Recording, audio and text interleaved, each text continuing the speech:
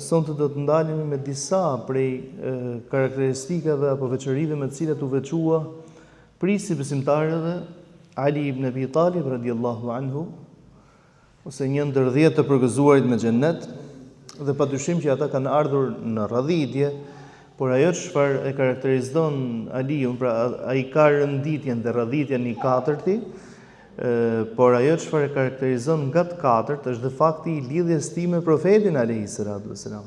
Afërsia e tij me të dërguarin e Zotit, domethënë nuk është e pakët.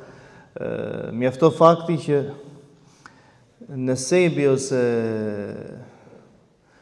vazhdimësia e farefisit gjakut pejgamberit alayhi salatu wasalam sot e kësaj dite rrjedh pikërisht nga ky njeri. Pra pikërisht nga zonja nderuar Fatimia radiallahu anha, 2 djemt që ajo la, Hasenin dhe Husejnin. Ndaj dhe në botën islame dhe sot e kësaj dite, Alun Nabi ose familja e pejgamberit, pasardhësit e profetit për nga gjaku, janë këto 2 fise, pra nga 2 niprit e profetit. Dhe që dikush të pretendojë domethënë se është pasardhës i profetit nga pasardhësit e gjakut, duhet ta ketë të miratuar. Për çfarë do thotë të miratuar? Elhamdulillah Allahu që ata përdorin një lloj regjistrimi të trashëguar, kanë të trashëguar diçka të tillë që në gjithë botën islame domethënë kanë pemën e familjes. Pemën e familjes. Dhe duke qenë se njoftojnë njëri tjetrin, dhe këto quhen ashraf, ata të cilët merren me regjistrimin e këtyre, duke qenë se njoftojnë njëri tjetrin, thuaj se është e pamundur që ti të falsifikojsh faktin që ti jesh pasardhës i profetit, pra ose me priardhje nga vetë pejgamberi alayhi salatu wasalam. Dhe ata ndahen në dy barqe, quhen Hasani, ose ata të cilët rrjedhin nga Haseni, dhe Huseini, ata të cilët rrjedhin nga nipi tjetër i pejgamberit alayhi salatu wasalam, Huseini. Vëllezërit e mi, domethënë një përkujtim se kjo është, Allah shpëlbeft, kjo është më kryesorja. Sa herë që përmendet pejgamberi alayhi salam, duhet me radhë salavat, ndaj dhe këtu e kanë vlerën këto tubime. Dhe asnjëherë, sa herë që të përmendet, duhet me radhë në salavat që ne të dalim me sevapin e plot. Ndaj dhe kanë thënë që përse mexhliset ose tubimet e hadithit konsiderohen më të vyerat, më me shpërblim, kanë thënë vetëm për faktin se aty bihet më shumë të salavat mbi pejgamberin alayhi salatu wasalam. Dhe Zoti xhelel xhelal në Kur'anin e tij famlar për na drejtohet dhe thotë inna Allaha wa malaikatahu yusalluna 'alan nabi. Allahu dhe melekët e tij bin salavat mbi pejgamberin. Allahumma salli wa sallim ala sayyidina Muhammad. Ya ayyuhalladhina amanu sallu 'alayhi wa sallimu taslima. Ju të cilët keni besuar, dërgoni salavat mbi të dhe selame të shumta. Pra është urdhër prej Allahut subhanahu wa ta'ala. Ndaj dhe 2 niprit e profetit alayhi salatu wasalam, për cilët kanë thënë që këto janë 2 zotrit e rinisë së xhennetit, i ka dëshmuar, prej tij rrjedhin pikërisht dhe pasardhësit e tij.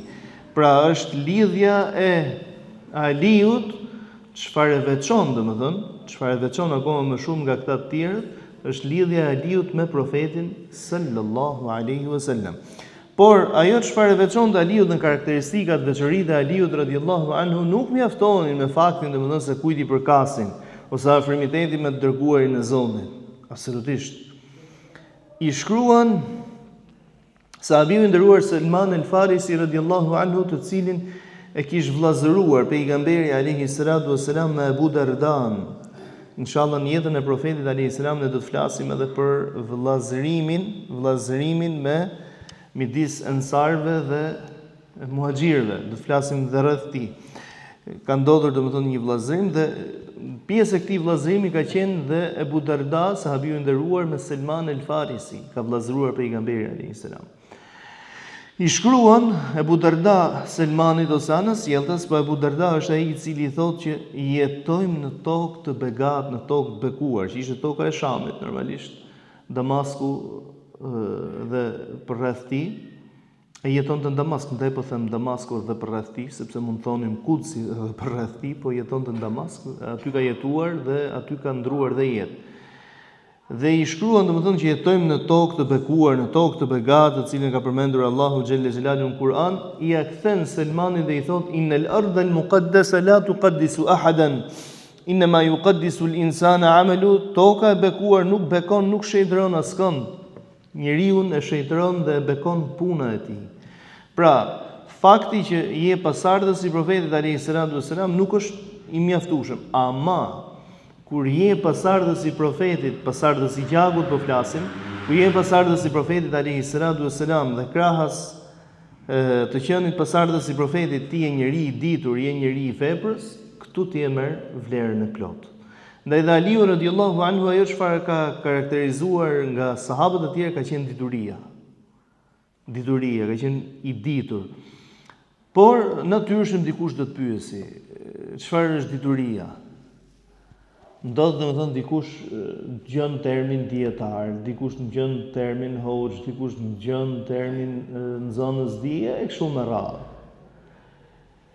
Dituria të nderuarit e mi nuk është thjesht disa informacione që ti i mëson ato dhe vetëm kaq. Dituria është përtej kësaj.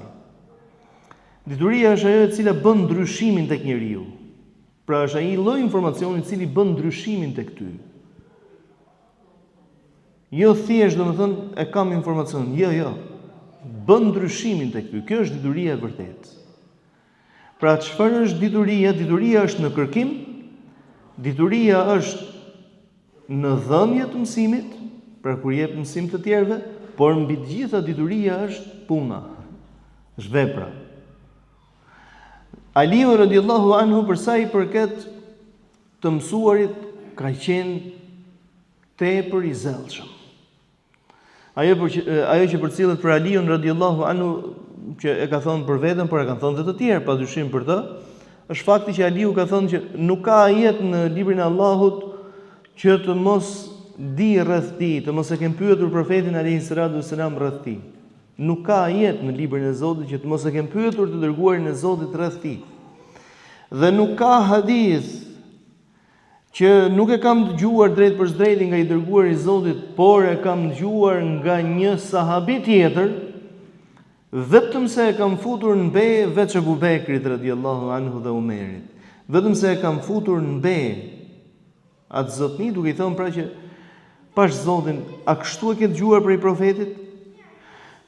Në pamje të parë, një term i tillë është një term ofendues. Ndërsa kur njeriu e ka metodë të tij, nuk ke sepse ofendohesh as pak. Ndaj Aliu radhiyallahu anhu, pra e para i herë interesimi i madh që ka patur në dituri, se thot nuk ka ajet në librin e Allahut që të mos e kem pyetur pejgamberin alayhis salam rreth tij, sepse në Kur'an nuk flitet me hamendje. Dhe nuk komentohet Kur'ani famlart ashtu siç mund ta kuptojsh ti. Pra të thuash domethënë se kështu e kuptova. Ndaj dhe leximi i Kuranit në mënyrë të drejtë për drejtë pa kuptimin e tij, pra pa patur mekanizmat e kuptimit të Kuranit famlar, për nga informacioni, për nga dituria nuk është shumë i dobishëm. Nuk është shumë i dobishëm, sepse nevojiten mekanizmat. Nevojiten një herë ajo që quhet shkenca e hyrjes në Kuranin famlar, ta kesh kompletuar, të dish domethënë gjithçka që lidhet rreth Kuranit famlar, përcjelljes së Kuranit, shkrimit të Kuranit, an-nasikh wa mansukh, ai i cili është i abroguar ose i anulluar, apo el-am, ajetet të cilat janë të përgjithshme, ajetet të cilat janë të përveçme, e kështu me radhë. Pra nuk mjafton vetëm fakti i gjuhës. Shumë për njerëzve domethënë kur nisen për arabët për shemb, e kanë gjuhën e vet. E kanë zotnin gjuhën e vet, por domethënë është si ti flasësh dikujt shqip ti tani, po ti flasësh diçka të koduar. E kupton ti e kupton për nga gjuha, po jo se e kupton domethënë se çfarë pasojësh ka ose çfarë urdhëresash përmban kjo. Pra nëse do të marrësh tani kodin civil ose kodin penal, sepse Kurani ka më shumë se sa kaq, po flas në mënyrë të përgjithshme. Të mjafton ty fakti domethënë që ti e kupton atë në aspektin gjuhësor, apo të nevojitet një specialist, një jurist, një specializuar në fushën e ligjit për ta zbërthyer dhe për ta shpjeguar, normalisht që nevojitet. A mund të bëhesh jurist? Mundesh valla. Kush të ndalon që të bëhesh? Mundesh të bëhesh. Por ama për të bërë, pra nevojit kanë mekanizma. Edhe në rastin e Kuranit famlar nevojiten mekanizma. Dhe Aliu radhiyallahu anhu për të i plotësuar këto mekanizma thotë nuk ka ajet në Kur'anin famlar, të mos e kem pyetur profetin alayhi salatu wasalam apo të jem informuar rreth tij. Dhe nuk më zinte gjumi thot natën. Shikoni domethënë se çfarë përkujdesje kishte ndaj librit të Allahut. Nuk më zinte gjumi natën nëse më kalonte ndonjë ajet të cilit nuk e dija domethënien e vërtetë. Shumë e rëndësishme kjo, që nuk e dija domethënien e vërtetë, pra derisa të shkoja tek i dërguari i Zotit alayhi salatu wasalam dhe ta pyesja për diçka të tillë. Dhe në hadithet e profetit alayhi salatu wasalam ndaj dhe kanë thënë domethënë që ai Aliu radiallahu anhu gjithmonë kur përcjell Aliu është ndër hadithet e forta, arsye sepse ka patur një kriter tek vetja. Ka patur një kriter shumë të fortë tek vetja në lidhje me përcjelljen e fjalëve të profetit alayhi salatu wasalam. Do të thënë sot ti dëgjon njerëz të cilët të përmendin hadithet e pejgamberit alayhi salatu wasalam, aq sa edhe Abu Hurajra në kohë vet kishin për ta lënë me gojën hap. Dëgjon hadithe domethënë nga njerëzit, mirë po kjo nuk është normale dhe nuk është serioze, nuk është edukative me të dërguarin e Zotit, domethënë ti përmendesh fjalët e tij, thua se po përmend fjalët e dikujt në mënyrë të parëndësishme. Ndaj të dietarët domethënë kanë patur një lloj rregulli, kanë patur një lloj tradite. Ai Imam Maliku radiallahu anhu rahimahullah kur kishte tubimin pra dersin dhe mësimin e tij në xhami, thotë u përgatiste si mos më mirë.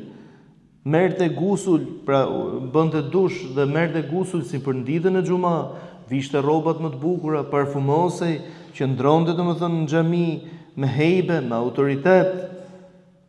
Nuk lejonte që dikush t'ia ndërpriste fjalën. Domethënë tjetri po ligjeron hadithet e pejgamberit, vjen dikush dhe të shtrihet dhe sheh aty thuse, domethënë ke shku me një spital, tjetër duhet me pasë si shtrihet ai. Po nuk është edukative më rinderuar. Nuk është për Islamit një gjë e tillë. Xhamiti ka bëu Allahu xhallal xhelalu për madhërim të Allahut. Dhe nëse do të na duhet që më patjetër domethënë që dikush të pushojë, po ka kohën e vet. Jo kur dikush po ligjeron se ti ofendon veten, nuk ofendon tjetrin. Ti tregon domethënë që s'ke kulturë për veten tënde, edukat për veten tënde, jo tjetrin. Ai po përcjell fjalë të Resulullahit sallallahu alaihi wasallam. Ndaj dhe Imam Maliku domethënë nëse dikush e ndërpriste me xhlisin e tij, thotë u ngrinte dhe betoi në Allahun për shkak se nuk dal derisa të edukoheni. Me këtë lloj serioziteti është ruajtur feja jonë. Nuk është ruajtur feja jonë me muhabet e kafesh. Nuk është ruajtur feja jonë se i thash edhe deshi me thonë, po feja jonë është ruajtur me seriozitet, me burrinë e muslimanit. Dhe edhe Aliu radiallahu anhu domethënë ishte shumë i kujdesshëm në përcjelljen e haditheve, por edhe në dëgjimin e tyre kur bëhej fjalë domethënë nga të tjerë. Nëse se kishte dëgjuar vet, thotë fuste në be tjetrin. Ai ishte normale kjo. Ishte metoda e Aliut kjo.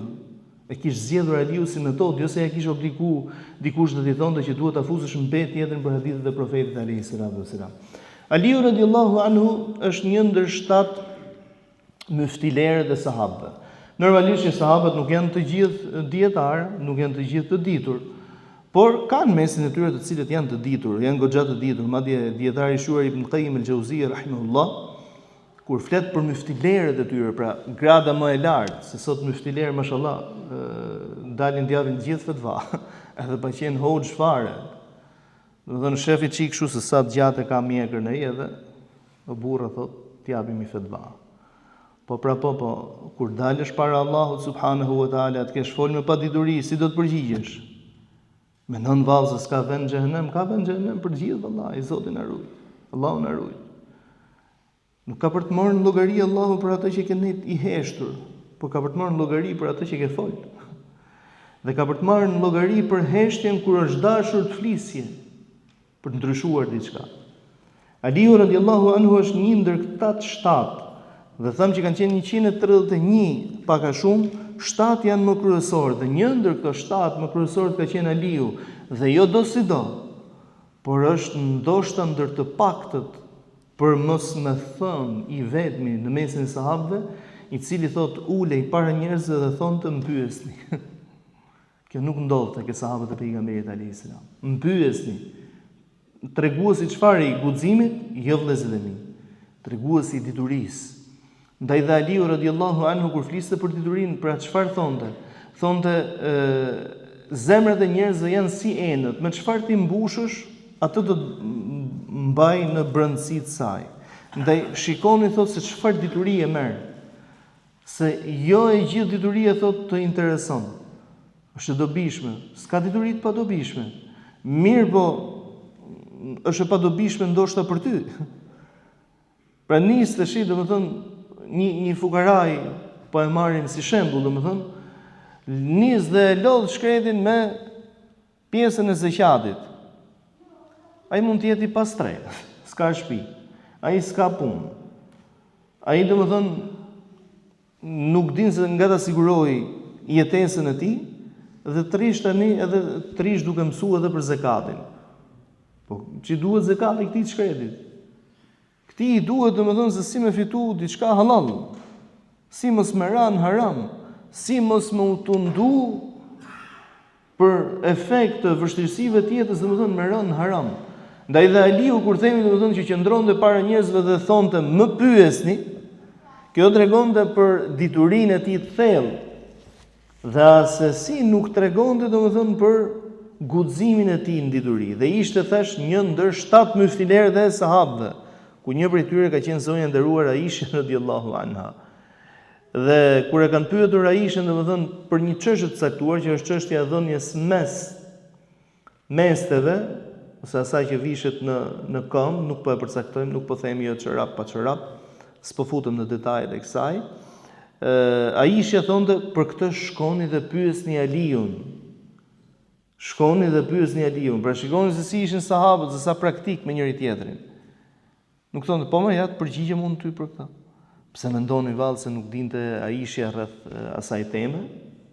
Po dyshim që dinte. Por dinte se në ç'grad është Aliu pikërisht në këtë pyetje, ndaj dhe e dërgonte e pasonte tjetrin tek ai.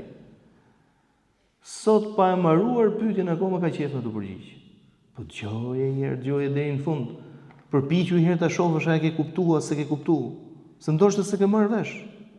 Ndoshta nuk e ke marrë vesh. Ako e di unë ku do të dalësh ti, kështu është.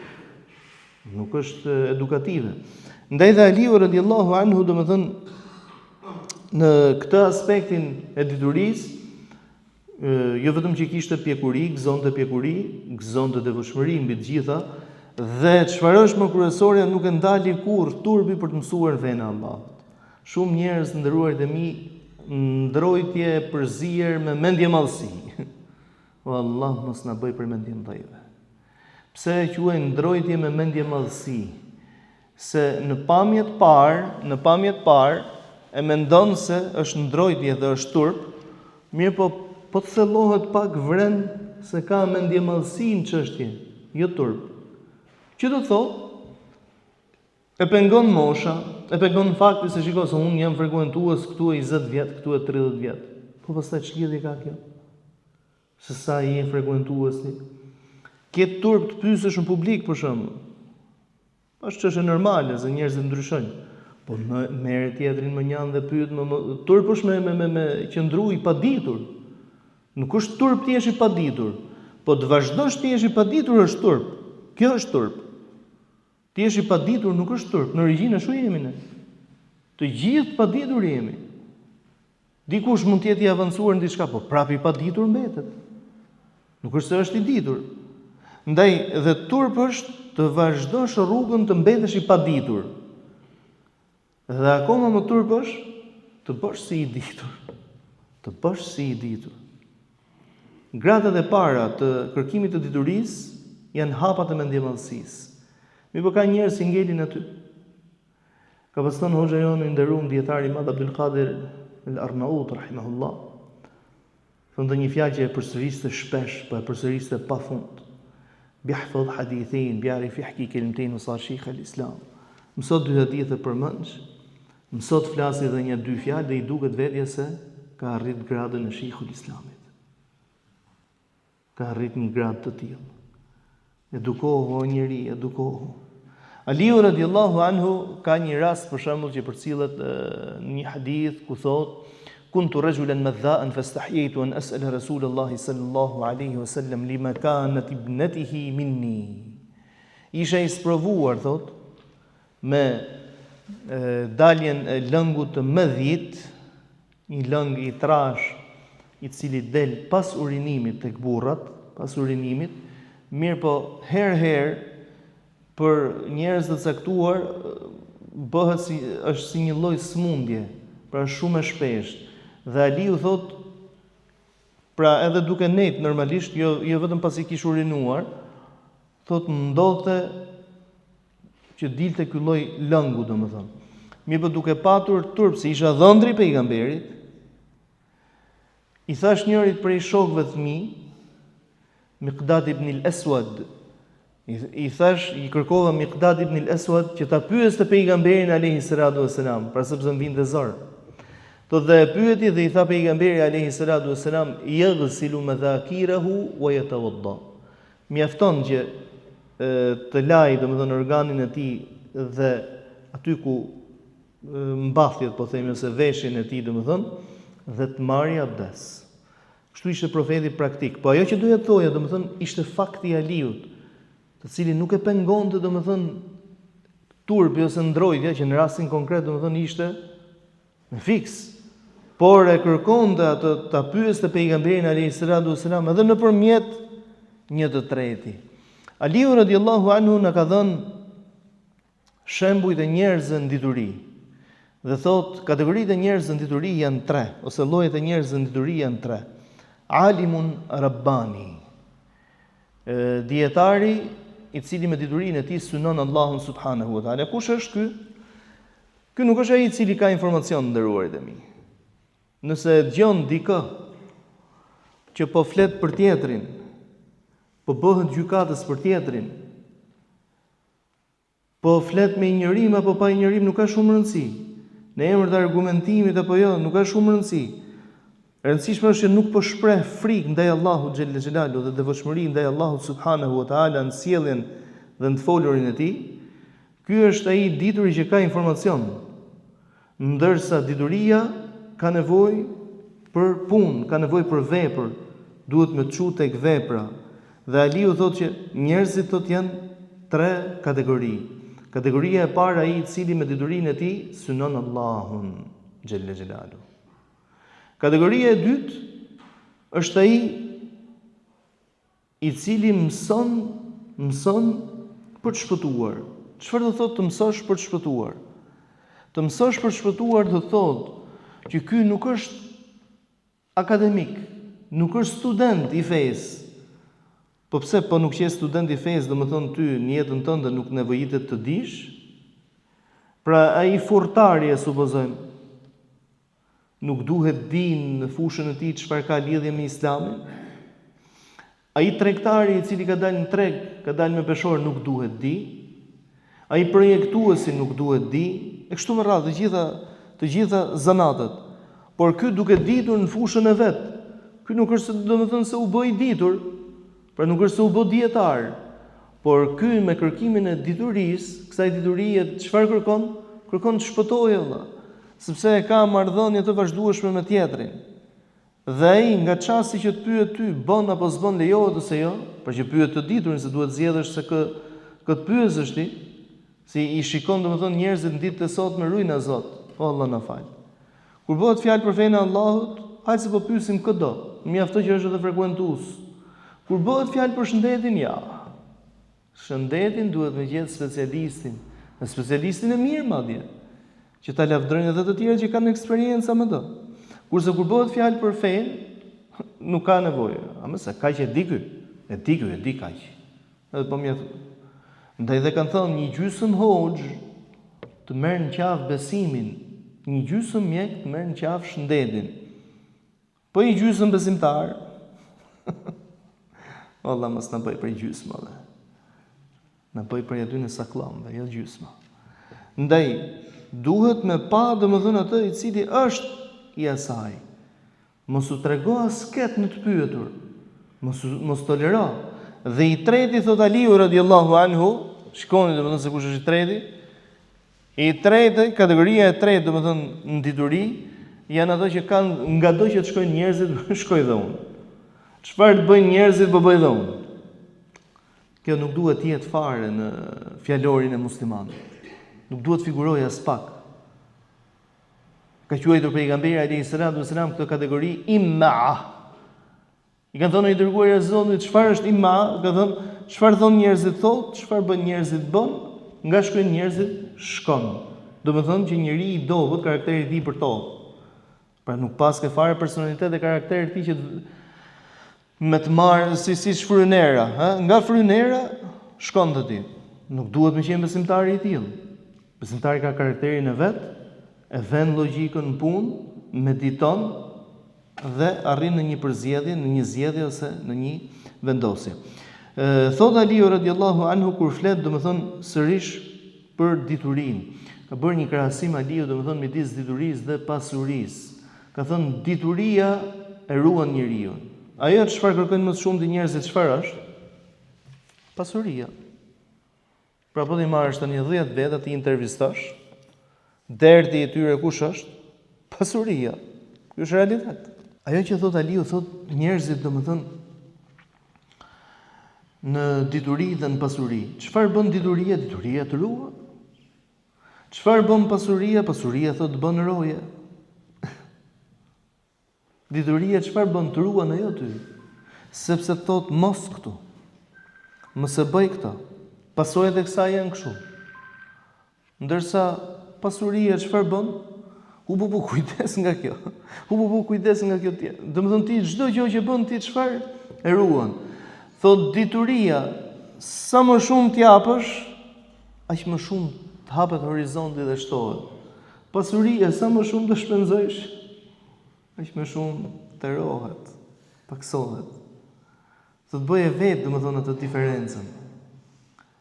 Thot dituria dhe kur jep prej kësaj dhe kur vepron, ta afron tek Allahu.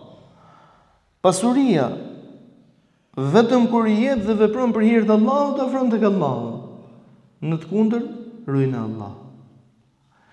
Thot i mjafton diturisë si vlerë, thot Aliu radiallahu anhu. I mjafton diturisë si vlerë që e synon edhe i padituri.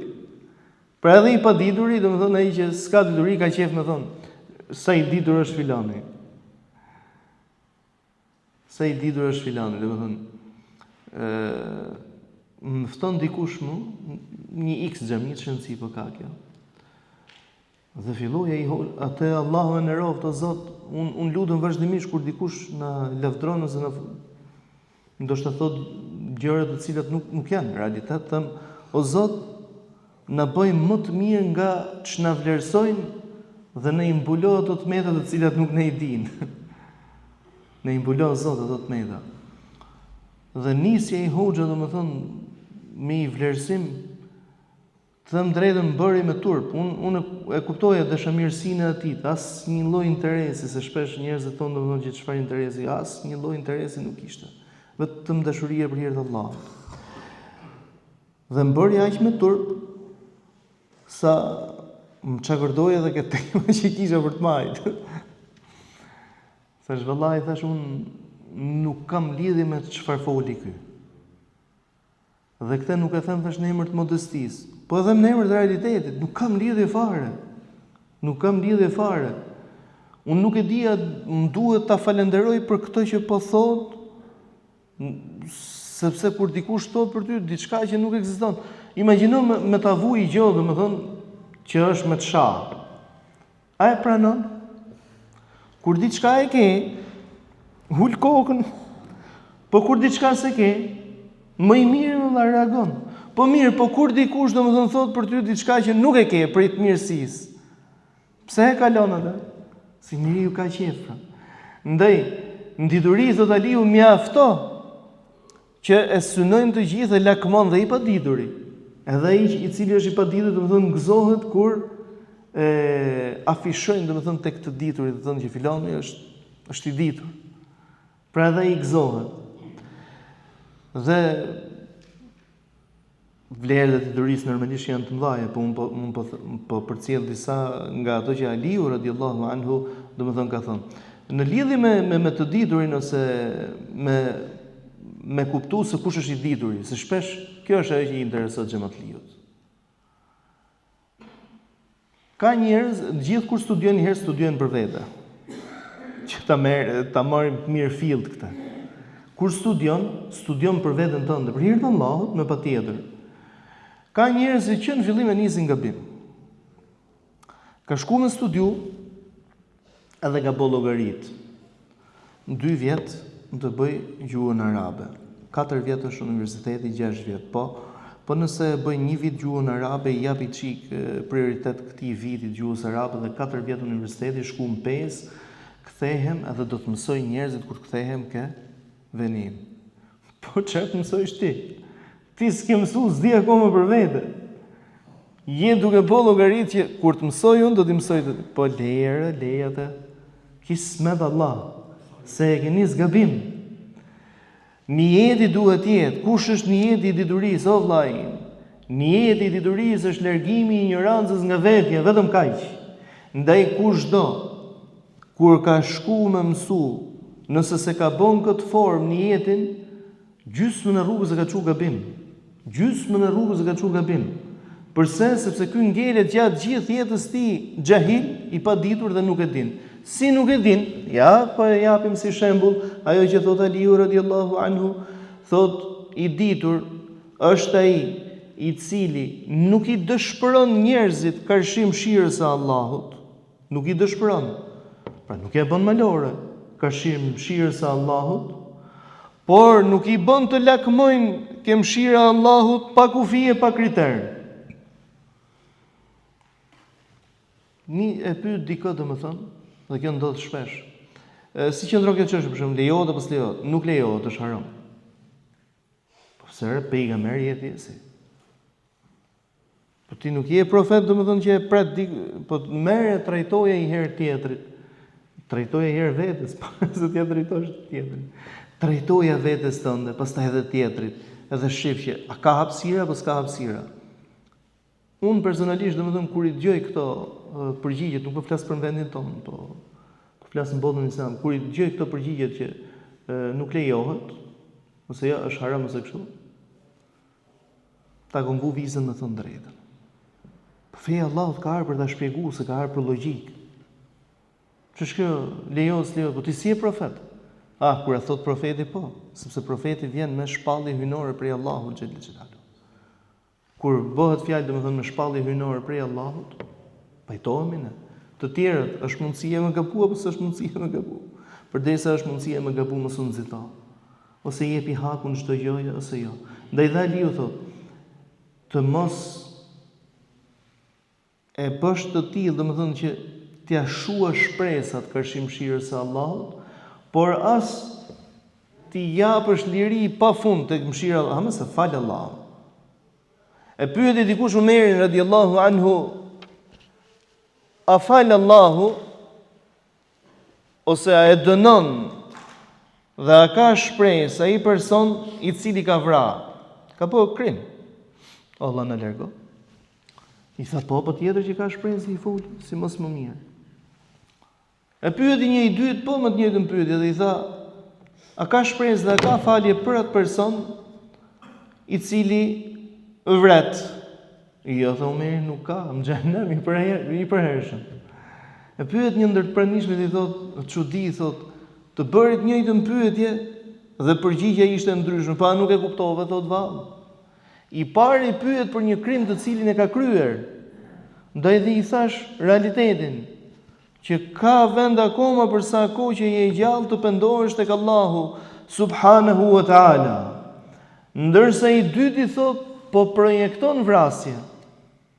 Pra ky e ka kryer. I dyti po projekton. Si ta marrim me sportivitet, I them, po ne dim që Allahu fal, po jo të ne të projektuti, se ta vras tjetrin, se më fal mua Allahu. Po ku e ke garancinë, domethënë se u nise me e vrarë su vrave? E supozojmë që e arritë tjetrën me u pendu. Po ku e ke garancinë se ke për të pendu? Po ku e ke garancinë që për një gjunah të caktuar, të cilin thua që azë inshallah ma fal Allahu se do pendohem. Ku e ke garancinë se nuk do të vdesësh në atë gjunah? Vallahi, ai person I cili ka guximin të funksionojnë këtë formë me Allahun xhel xelalu, këtij nuk ja mundson Allahu me u pendu. Nuk ja mundson Allahu të pendohet. Arsye, po është i vetëdijshëm Allah. Është koshient ky për çdo gjë që vepron. Ky e don Allahun ashtu siç don ai. Po Allahu është ashtu siç është krijuesi i gjithësisë, jo si dushti. Ti e don Allahu të të fali, po ne themi o Allah na fal për çfarë kemi bërë të cilat nuk i kthejmë dot më. Ashtu siç thotë i nderuari Hasan al-Basri rahimahullah, thotë njeriu në këtë dynja është 3 ditë. E djeshmja e cila ka kaluar, për cilën nuk mbetet gjë tjetër vetëm se të pendohesh tek Allahu xhelle xhelalu dhe të kërkosh falje, se s'na mbetet gjë tjetër. E sotmja të cilën duhet ta shfrytëzojmë në të mira dhe të nesërmen të cilën nuk e dimë nëse do ta jetojmë. E përsa i përket djeshmes, nuk na mbetet vetëm se pendimi. Përsa i përket sotmes, nuk na mbetet vetëm se puna. Përsa i përket të nesërmes, nuk na mbetet gjë tjetër vetëm se të shpresojmë tek Allahu, që Allahu nëse do të na lejë dhe i ditë tjetër o Allah, na e zgjat jetën dhe i ditë, po na e zgjat jetën dhe një ditë në kënaqësi ndaj madhnisë tënde, domethënë duke vepruar vepra të cilat ta afrojnë tek Allahu. Nga lutjet e pejgamberit alayhis salam ka qenë Allahumma inni as'aluka al-jannata wa ma qarraba ilayha min qawlin aw amal wa a'udhu bika min an-nar wa ma qarraba ilayha min qawlin aw amal. O Zot, unë të kërkoj ty xhennetin dhe çdo fjalë e vepër e cila do afron për tek xhenneti, kërkoj mbrojtjen tënde prej zjarrit të xhenemit dhe çdo fjalë e vepër e cila të afron për xhenem. Dhe çdo fjalë dhe vepra. Ndaj shfrytëzoje të sotmen, mos i shpresuesi madh në raport me lidhjen me mëshirën e Allahut. Duhet të jetojmë dhe të jetojmë konceptin e Umar ibn al-Khattabit radhiyallahu anhu, i cili ka thënë: nëse do më thonin që vetëm një njeri të vetëm Allahu do e fusë në xhennet, do shpresoja tek mëshira e Allahut që ai jam unë. Por nëse do më thonin se vetëm një person të vetëm Allahu do e fusë në zjarr, do kisha frikë se mos jem unë. Umeri radhiyallahu anhu ishte i përgëzuar me xhennet, e kishte përgëzuar i dërguari i Zotit që nuk kishte dyshim në garancinë dhe në fjalën e tij, dhe Umeri ishte ai i cili dinte që Hudhaifa ibn al-Yaman radhiyallahu anhu, sahabiu i nderuar, ja kishte diktuar i dërguari i Zotit emrat e hipokritëve të asaj kohe, dhe shkonte Umeri radhiyallahu anhu edhe i thonte: o Hudhaifa, pash hatrin e Allahut, a e ka përmendur i dërguar i Zotit emrin tim në mesin e hipokritëve? I drejtohej Hudhaifa radhiyallahu anhu dhe i thonte: jo, dhe nuk i them më askujt pos teje. Më thonë, mi kalon i dërguar i Zotit amanet. Jo me ardhmë më pyeta një gjithë, po mua më ka përmend, po mua më ka përmend. Pra bëri beja i vallahi tha nuk i them më askujt. Dhe ajo që bëri Umeri radhiyallahu anhu nga ajo ditë ishte se shihte nëse një xhenazë nuk prezantonte Hudhaifa, smerte pjesa e Umeri, se kuptohej vetvetiu, domethënë që rujnë Zot ai kishte qenë prej hipokritëve. Kjo bëhej fjalë për njeriu i cili i dinte. Pra si jetonte Umeri, i përgëzuar me xhennet dhe sërish e kishte frikën se jam qenie njerëzore. Pra kishte dyshim ke fjalët e profetit, as pak vallahi. Profetin e kishte besuar për më shumë se sa kaq. Do kishte dyshim, por kishte dyshim tek vetja vet. Pra duhet të jetonte në këtë formë. Ndaj, i dituri është ai i cili me diturinë e tij dinte të afrohej tek mëshira e Allahut, nuk të largon nga kjo mëshirë, nuk të largon pra nga mëshira e Allahut duke ta bërë malore kur i thon, nuk toleron sipas dëshirës tij e veçanërisht domethënë në gjunafe, nuk e braktis Kur'anin ose leximin e tij ose interesimin me Kur'anin për diçka tjetër pos Kur'anit famlar, dhe thot dije se nuk ka hajër ai ibadet, ai adhurim i cili nuk shoqërohet nga dituria. Do të thonë nuk e din se pse e bën këtë formë. Po ti thua e veprojnë këtë formë. Po ai interesuar, është diçka të cilën po e bën vazhdimisht. Po je interesuar vallë për to? Jo, po kështu kam parë të tjerët. Po prapë mos ec me ato që kam parë të tjerët. Po ec me ato që duhet ta dish. Ato të cilën e ke të përditshme duhet ta dish. Ato të cilën e vepron në mënyrë të vazhdueshme duhet ta dish. Ndaj dhe Aliu radiallahu anhu na ka dhënë shembullin e një njeriu të tillë. I interesohej për çdo gjë të cilën e praktikonte dhe çdo gjë të cilën u përcjellte të tjerëve me amanet, sërish ishte serioz dhe autoritar dhe në të njëjtën kohë nuk u leçonte njerëzve sipas dëshirës së tyre, nuk po them sipas dëshirës së tij, po sipas dëshirës së tyre. Pra ka njerëz të cilët nisin dhe ta bëjnë pyetje në atë formë që ti t'i japësh atë përgjigje që ai don. Do të thonë është një lloj si e ke parasysh domethënë për ata të cilët shkojnë me gjujt peshk, përdorin grepa të ndryshëm. Kur bëhet fjalë për peshk të vogël, ndryshojnë grepin. Bëhet fjalë për peshk kur duan me gjujt me toje, kur duan me gjujt me rrjet. Për në bazë të asaj që duan me kap.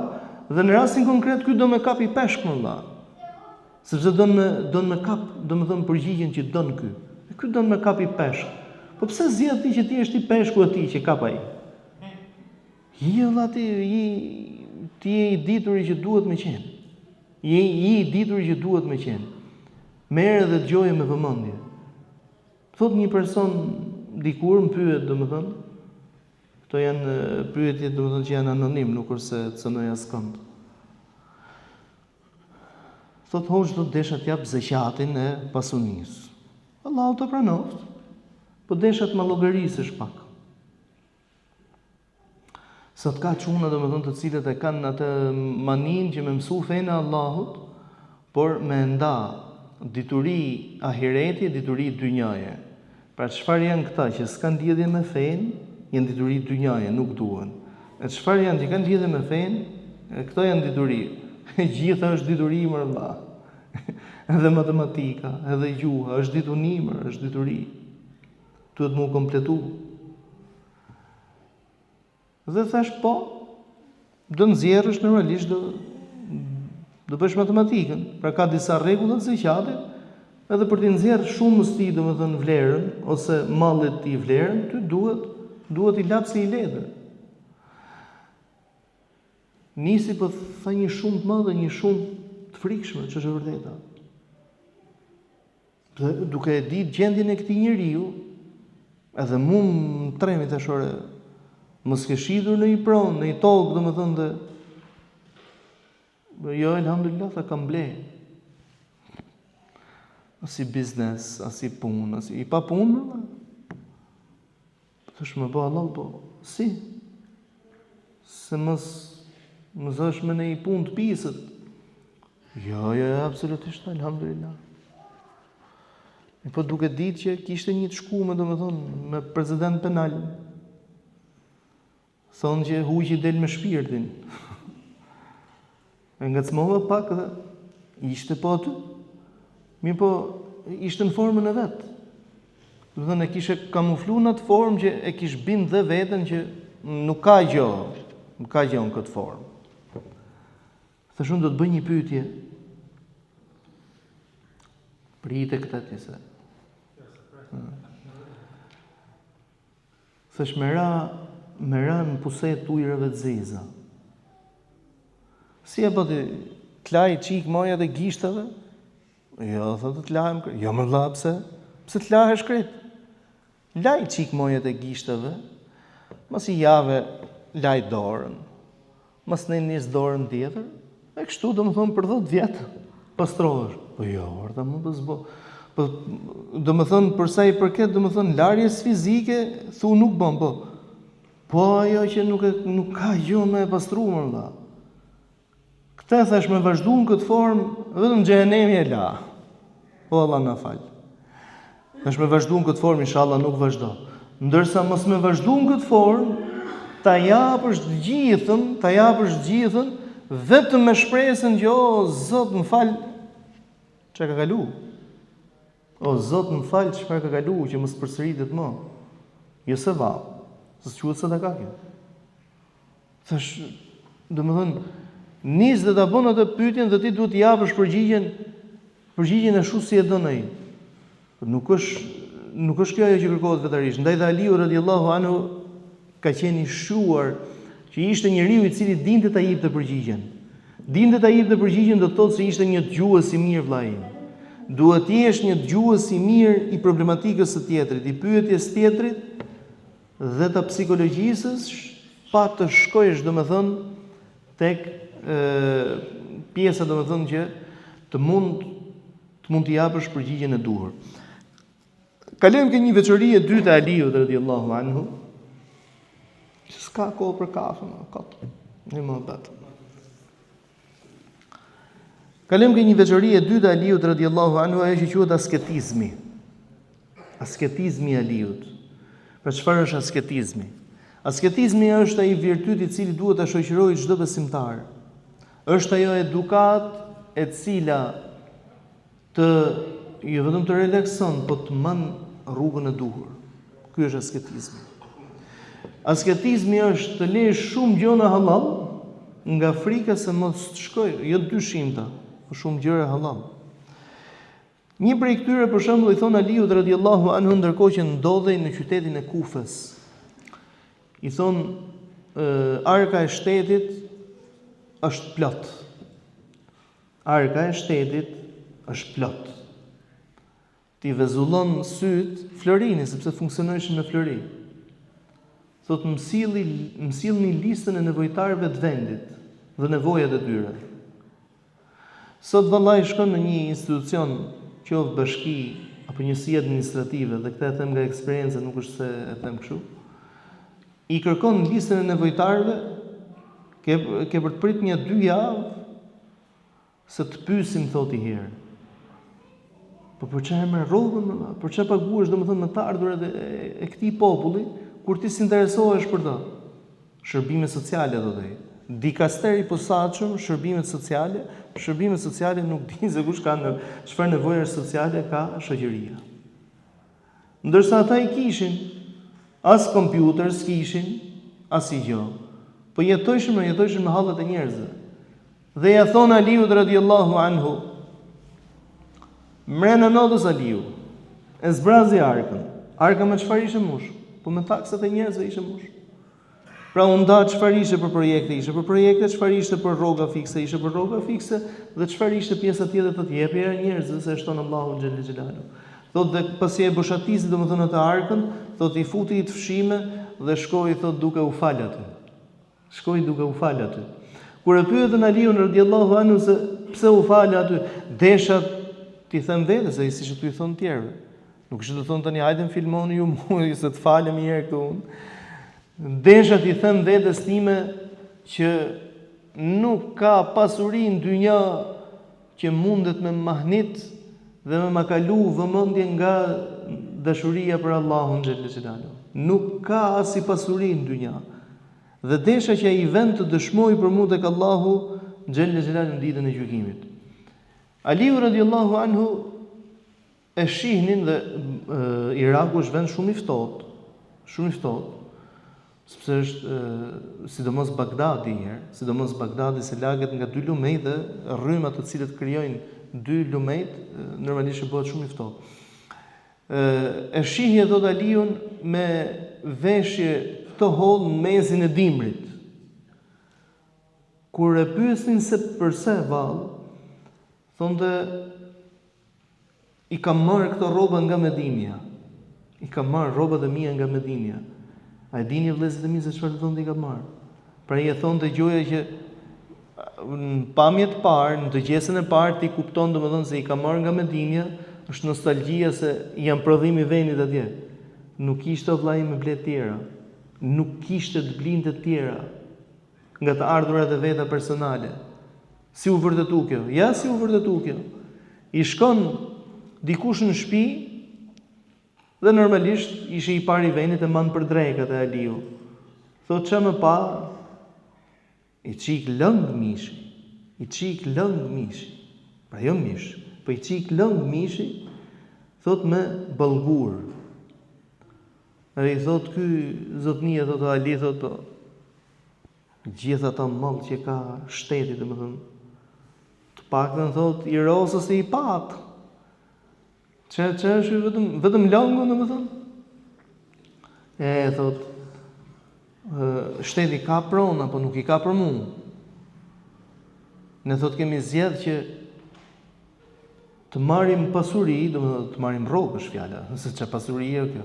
Të marrim rrogë sa për të ngrënë familja në ditë dhe të kemi diçka për të prit mikun I cili ka për të na ardhur. Edhe këtë thotë kam për mikun. Pra çfarë tregon kjo? Tregon që Aliu radhiyallahu anhu nuk kishte të ardhura të tilla që të mund të përballonte jetën e tij natyrshëm. Aliu radhiyallahu anhu kishte një lloj asketizmi I cili I tejkalonte kufit. Nuk pranonte asesi që të shfrytëzonte emrin ose sidomos postin e tij. Po sidomos postin e tij.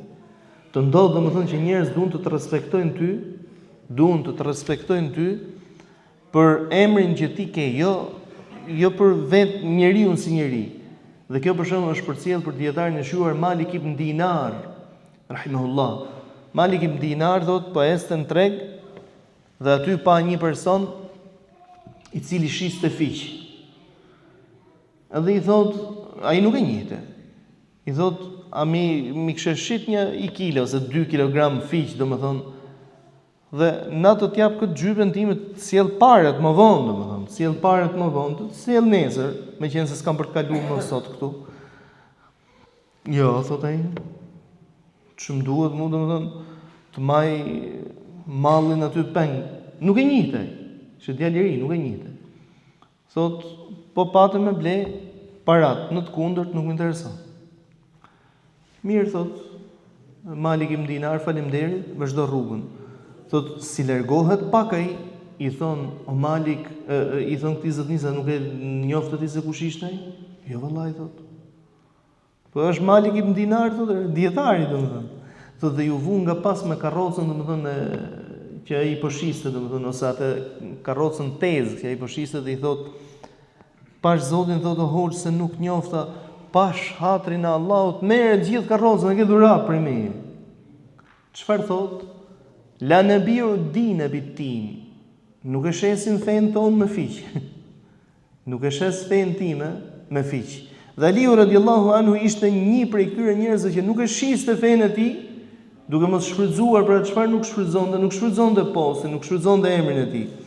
Thot një ditë prej ditësh shkon në treg, donte të blinte rroba. Shkon tek tregtari I parë, sapo e njeh tregtari I parë, pra nuk ishte në Medinë, por ishte në Kufe, kjo ndodhi. E njeh, sa e ke këtë? A të pëlqen ty? Pra, ku të thot tregtari, a të pëlqen ty merre? A të pëlqen ty? Jo, faleminderit, thot nuk më pëlqen, largohet. Shkon tek I dyti, pra largohet shumë, dhe sa e ke këtë? Nëse të pëlqen, thot merre, pash Zotin. Jo, vallai, thot nuk pëlqen. Iku. Shkon thot tek I djalë I ri. Ai djalë I ri nuk e njihte, sepse Aliu domethënë ishte e para herë lëvizte tek pull dhe ishte I veshur një formë shumë të thjeshtë. Kur shkon tek ky I treti, ky djalë I ri I cili nuk e njihte, thotë sa është këtë, është skaq thotë. Në rregull, bin dakord, urdhëro parat, e merr rrobën. Kur largohet, vjen jati I djalit e njihte. Thotë sa ja shite o bir. I thotë bab thotë 3 dirhem. I kënaq djali domethënë se kish marrë çmim që nuk e lakmonte I jati. Po e di në bir thotë se kush është ai. Pra ai është mreti. Ti je duke u kënaqur dhe ju vua Aliut nga pas të pash Zotin thotë se ta ka shit shtret djali. Nuk është se ishte duke I thonë të ta adhuroj, se nuk as më pëlqen ta përdor, ka njerëz që thonë a ta falun ty këtë. Kush jeti që ta falsh? Ose ja fala unë këtë. Edukohu robi Allahut, nëse thuj ja fala, ja dhurova. Ka term tjetër, ja dhurova, nuk ka të falme. Vetëm Allahu të fal. Allahu na fal xhenetin inshallah. Desh ti me fal. Ja e kom pas timën, unë ja kam falur, ja kam dhuruar zotni, ja kam dhuruar, as mi statë mos thuj ja kam fal. Ja kam dhuruar. Dhe Aliu radhiyallahu anhu I thot ta ka shit shtrejt. Thot ai shiti me çmimin që deshi dhe ishte i kënaq, unë bleva dhe isha i kënaq. Do të nuk më intereson, po thot lutem thot se është dashme e shit 2 dirham. Jam i kënaq thot me ato që kam ble. Shikoni domethënë se çfarë sinqeriteti, shikoni se çfarë dashamirësie, shikoni se çfarë asketizmi jetonte ky njeri. Dhe këto nuk janë rastet e vetme. Aliu radiallahu anhu domethënë ka pas raste pafund që tregonin asketizmin e tij. Arsyeja sepse ai jetonte domethënë me kulturën, edukatën e pejgamberit sallallahu alaihi wasallam. Ajo që ka thënë pasi u ankua tek pejgamberi alayhi salatu wasalam bashkë me Fatimen për varfërinë që kishin, pejgamberi alayhi salatu wasalam u thotë do vi tek ju ndark, nuk do ju ndihmoj, po do vi tek ju ndark. Thotë dhe kur shkoi ndark vonë, ndërkohë që ishin shtrirë për të fjetur, i thotë aty u tregoj diçka që do t'ju nderoj, do t'ju ndihmoj më shumë se sa t'ju ndihmoja materialisht. I thonë po, i dërguari i Allahut, thotë mos lër pa falenderuar Allahun subhanahu wa taala 33 herë, pra para se me fjet 33 herë subhanallah, 33 herë alhamdulillah, 33 herë Allahu akbar, dhe lexo thot ajetin kursi. Dhe thot Aliu thot nuk i kam lënë as një natë gjatë jetës time. Kjo është pasuria e vërtetë të cilën jeton njeriu, të jetojsh me Allahun, për Allahun, me krijesat e Zotit, ashtu siç do doje të ishin me ty. Lutem ty i madhnueshmi Allah na falë na mëshiro, na pajisë Zot me moral të lartë të Hazreti Muhamedit alayhi salatu wassalam, na bëj jetën të lehtë, na mundësoj Zot ta vëmë shërbim të fesë tënde, na bëj vdekjen të lehtë, na mundësoj Zot të vdesim me dinjitet e shahadat. Amin Allahumma amin. Alhamdulillahi rabbil alamin.